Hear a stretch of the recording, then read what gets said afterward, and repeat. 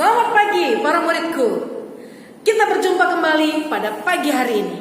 Ya, pada pagi hari ini kita akan masuk pada materi mengenai penerapan hukum Mendel. Oke, langsung aja kita mulai ya. Oke. Ya, ini adalah judul materi kita, ya, judul pembelajaran kita pada pagi hari ini. Ya, nah. Kalau minggu lalu saya sudah menjelaskan bagaimana sih pewarisan sifat itu, apa sih yang mewariskan sifat pada individu individu baru, udah kita bahas ya. Nah, kali ini kita akan bahas bagaimana si Mendel menerapkan hukum yang sudah ditemukannya dalam bentuk persilangan, ya. Oke. Jenis persilangan yang dihasilkan oleh Mendel yang berkaitan dengan hukum Mendel itu ada dua. Yang pertama, persilangan monohibrida. Yang kedua, persilangan dihibrida. Apa maksudnya persilangan monohibrida? Persilangan monohibrida adalah persilangan antara dua individu yang masing-masing individu memiliki satu sifat beda.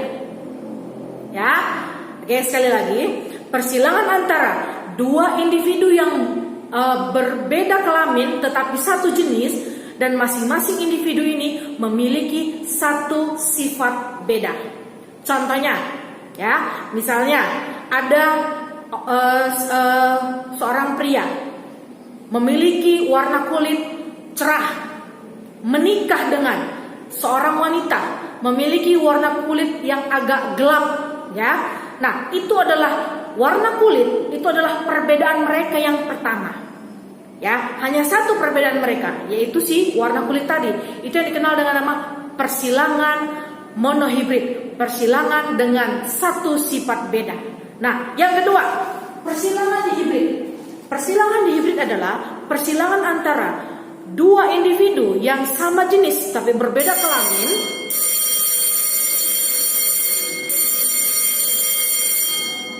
Dua individu yang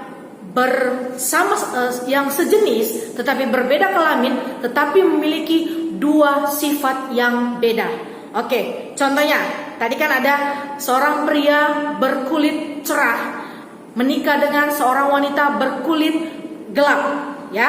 Nah, pria tadi selain dia memiliki kulit cerah, dia memiliki tinggi badan yang tinggi. Sedangkan wanita tadi selain dia memiliki warna kulit yang gelap, dia juga memiliki ketinggian badan yang tidak terlalu tinggi alias sedang, ya. Jadi warna kulit dan ketinggian badan itu dikenal dengan nama dua sifat beda. Jadi pria tadi memiliki dua sifat beda. Yang pertama warna kulitnya yaitu cerah, dan yang kedua tinggi badannya yaitu memiliki ketinggian. Sedangkan yang kedua, si wanita tadi memiliki ketinggian yang berbeda, memiliki warna kulit yang berwarna agak gelap dan ketinggian yang tidak tinggi tetapi sedang, ya. Nah, itu dikenal dengan nama dua sifat beda yang dimiliki oleh individu sejenis tadi tetapi berbeda kelamin.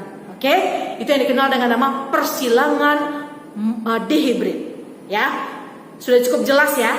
Oke, kita lanjutkan. Sebentar.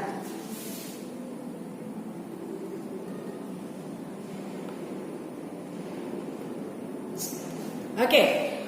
Persilangan monohibrid, ya, persilangan monohibrid. Mendel, ini langsung saja penerapannya ya. Mendel pada waktu dia melakukan penelitian atau melakukan percobaan menghilangkan antara biji kapri berbunga ungu, ya. Biji kapri berbunga ungu dengan simbol U besar dengan biji kapri dengan kacang kapri berbunga putih dengan simbol U kecil. Jadi warna ungu tadi disimbolkan dengan simbol gamet U besar, sedangkan warna putih tadi disimbolkan dengan U kecil. Nah, ternyata hasil persilangan tadi menghasilkan keturunan pertama itu semuanya berwarna ungu. Ya, semuanya berwarna ungu, yaitu U besar, U kecil. Dari mana ini dapat? Nanti saya jelaskan ya. Kenapa ini bisa terjadi? Nanti saya jelaskan. Oke, saya lanjutkan ya. Namun ketika keturunan pertama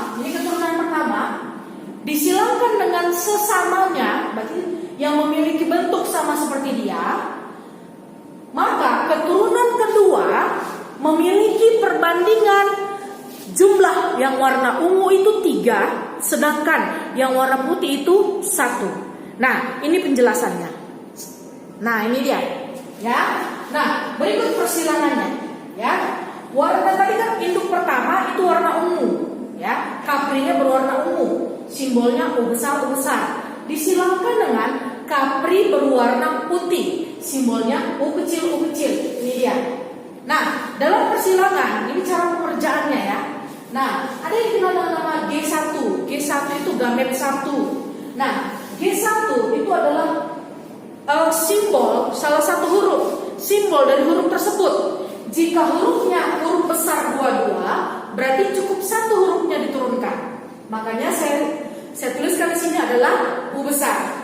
Jika 22 huruf kecil, cukup 1 yang diturunkan. Maka saya tuliskan adalah U kecil. Nah, F1 atau keturunan 1 itu adalah hasil dari ketika ini didekatkan sama ini, hasilnya ini.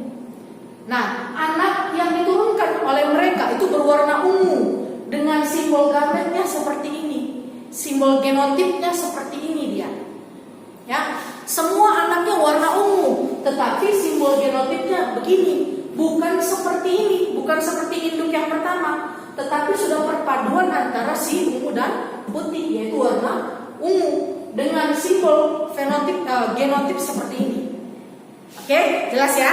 Nah, yang kedua, tadi kan ada dibilang, ketika si keturunan pertama disilangkan dengan sesamanya, didapatkan perbandingan 3:1. Nah, dari mana itu berasal? Dari sini ya. Keturunan pertama disilangkan dengan yang sama dengan dia. Yang sama dengan dia itu adalah U besar U kecil. Udah, U besar U kecil. Oke, nah kalau tadi di atas saya jelaskan bahwa kalau hurufnya 22 besar cukup 1 diturunkan. Kalau hurufnya 22 kecil cukup 1 diturunkan. Tetapi di sini hurufnya berbeda, ada besar dan ada kecil. Nah, kalau ada besar ada kecil, maka hurufnya 22 wajib diturunkan. 22 wajib diturunkan, makanya U besar dan U kecil. Begitu juga dengan di sini, U besar, U kecil. Ya. Nah, kalau sudah begitu, apa yang terjadi? Kita kawinkan mereka. U besar dengan U besar. Ini dia. U besar dengan U kecil. Ini dia. U kecil dengan U besar. Ini dia. Kemudian U kecil dengan U kecil. Ini dia. Makanya ketika ada U besar, warnanya pasti ungu. Kita hitung ungunya. Ungu, putih. Ya, oke, jelas ya. Nah, ini P1 itu menunjukkan itu adalah orang tua. Biasanya kalau orang tua itu pasti jantan betina atau laki-laki perempuan, ya. Nah, ini ada jantan betinanya, makanya mereka 2. Oke, jadi jelas ya. Jumlah 3:1, ya, ungunya 3 dibanding 1 putih itu didapatkan dari hasil persilangan ini. Ya, oke. Jika ada pertanyaan yang jika ada penjelasan saya yang tidak kalian ketahui, langsung kalian tanyakan. Karena ini masih dasar. Karena dia masih dasar, makanya kalian wajib harus tahu. Ya, wajib harus tahu. Karena ini di soal-soal apalagi persilangan ini pasti akan sering keluar, ya, pasti sering keluar. Jangan ragu untuk bertanya, ya. Oke, selanjutnya.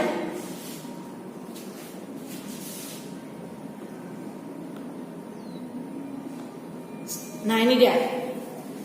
Nah, ini kesimpulannya tadi ya.